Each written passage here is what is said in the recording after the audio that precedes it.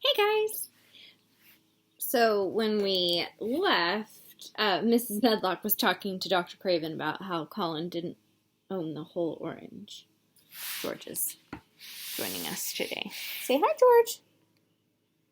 George. You're going to be shy?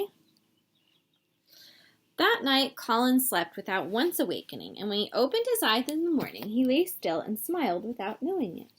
Smiled because he felt so curiously comfortable. It was actually nice to be awake, and he turned over and stretched his limbs luxuriously. He felt as if tight strings which had held him had loosened themselves and let him go. Yeah, he's feeling pretty good. He did not know that Dr. Craven would have said that his nerves had relaxed and rested themselves. Instead of lying and staring at the wall and wishing he had not awakened, his mind was full of plans he and Mary had made yesterday, of pictures of the garden and of Dickon and his wild creatures. It was so nice to have things to think about. And he had not been awake more than 10 minutes when he heard feet running along the corridor and Mary was at the door.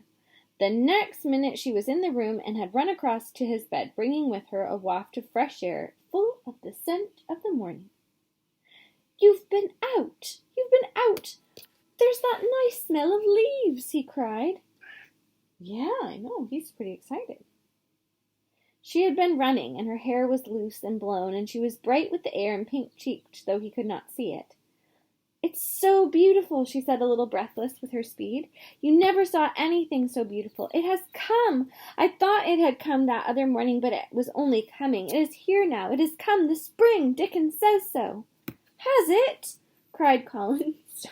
George is rubbing on my computer, and so that's what, if you keep seeing a wobble, it's rubbing on the side.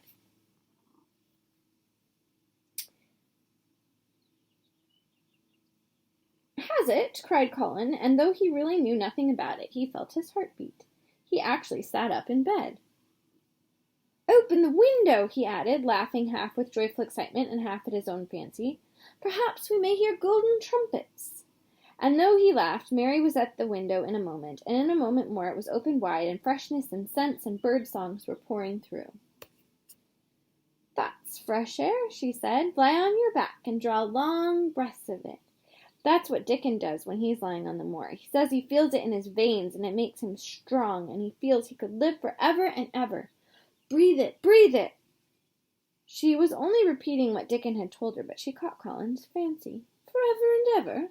Does it make him feel like that?" he said, and he did as she told him, drawing in long, deep breaths over and over again until he felt that something quite new and delightful was happening to him.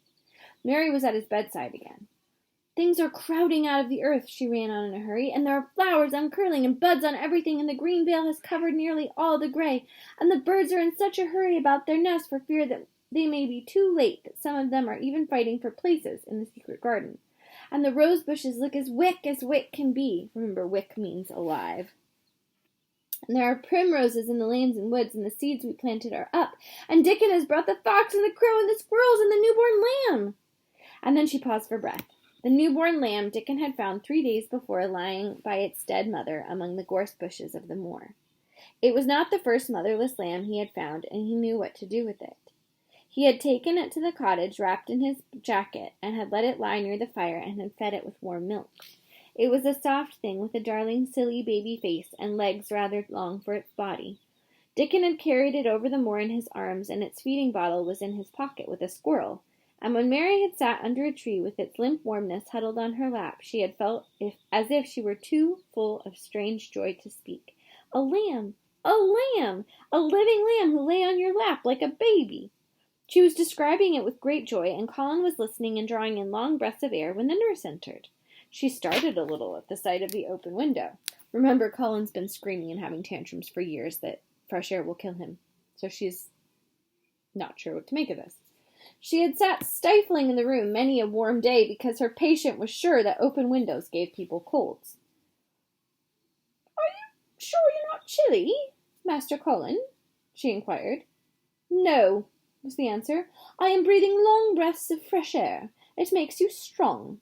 I am going to get up to the sofa for breakfast. My cousin will have breakfast with me." The nurse went away, concealing a smile, to give the order for 2 breakfasts. She found the servants' hall a more amusing place than the invalid's chamber, and just now everybody wanted to hear the news from upstairs. So remember, in these big houses, upstairs is where the wealthy family lives, and then downstairs there's like a whole another house where the servants all live. And so all the servants are like, what's going on up there? They want to know. Things are changing and they want to hear about it. There was a great deal of joking about the unpopular young recluse, Colin, who, as the cook said, have found his master, and good for him.